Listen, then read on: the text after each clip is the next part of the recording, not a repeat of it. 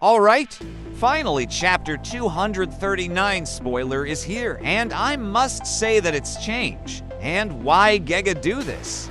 Anyway, this chapter introduced to us a new character and she looks so badass. And let's start this video after you smash that subscribe and like button. So do it now and let's start onto it. So chapter 239 spoilers start with a girl that have a rolled hair. This girl looks like Ginevra, a character from the game Mobile Legends. Anyway, I'm just saying cause yeah, they so look the same.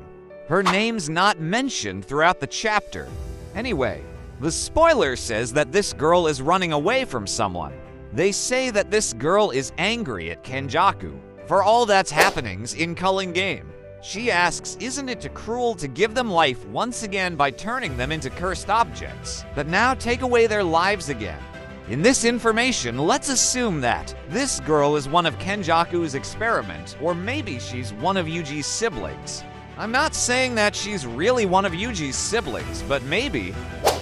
She gets trapped by a jellyfish-type curse, as she hears Kenjaku saying, if it's too tasteless, I'll add more flavor. If it's too strong, I'll add more of the original. You people are like seasoning and water to me. I don't have any particular feelings towards you. By this statement of Kenjaku, he proves how heartless he is. Oh right, he's just a brain. Anyway, she tries to fight back, but Kenny fully seals her head and says, even though I don't have feelings towards you people, I sometimes feel like you guys are too good to waste.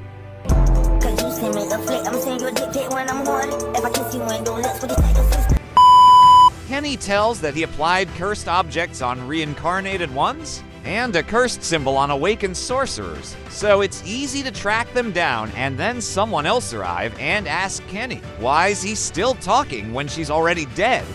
Hazenoki confronts Kenjaku. Kenny jokes about who's qualified to be his friend. Fist is they shouldn't bore Kenny, and the last one is be on same level as him. Hazenoki refuses to be Kenny's friend because he says he had enough with friends with long hair.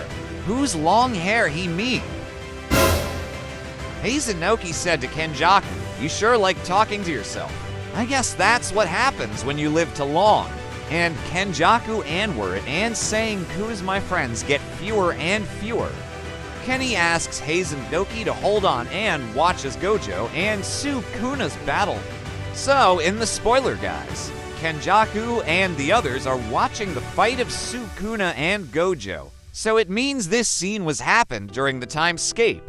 On other side, Kenny adds and said, they have awakened physical gifted Zenin Maki, along with Mei-Mei's little brother, who most likely a spatial teleportation type cursed technique.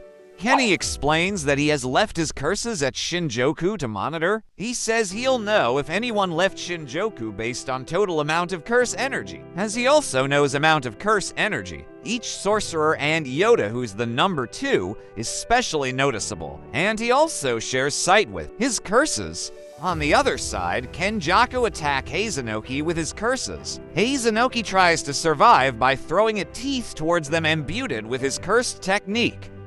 The teeth explodes at contact, and Hazenoki attempts to run away, but Kenny's curses rounds him up. When Hazenoki asks what's his true objective is, Kenny says he's going to end the Culling Game by eliminating all players, and with that as binding vow, he'll activate merging process of Tengen with all the people in Japan. Kenny asks Hazenoki saying, don't you want to make sure if something you thought interesting is true or not? Isn't that what living is all about? Before dying, Hazenoki tells Kenny to look at his own shit every morning to satisfy his curiosity. And later on, Takaba arrived to fight against Kenjaku. Kenny immediately attacks Takaba and wonders why did he come alone, as there's no monitoring from Mei-Mei. But Kenny says he doesn't have any interest in awakened players, except Higuruma. I think Kenny wants to eliminate immediately by choosing Higuruma. But Takaba survives Kenny's attack. Even Kenjaku was shocked on what he see. Takaba curses at Kenny saying, you shitty monk, you tried to kill me. I'm not forgiving you. Gonna get your ass in jail. Kenny feels something's off with Takaba. Kenjaku's thoughts after seeing Takaba survive his attack. What was that? It's the first time I've felt anything like this. It wasn't that there was no damage. It was like he made it so there was no damage. On the last part of the spoiler, the conversation of Takaba and Kenjaku continued.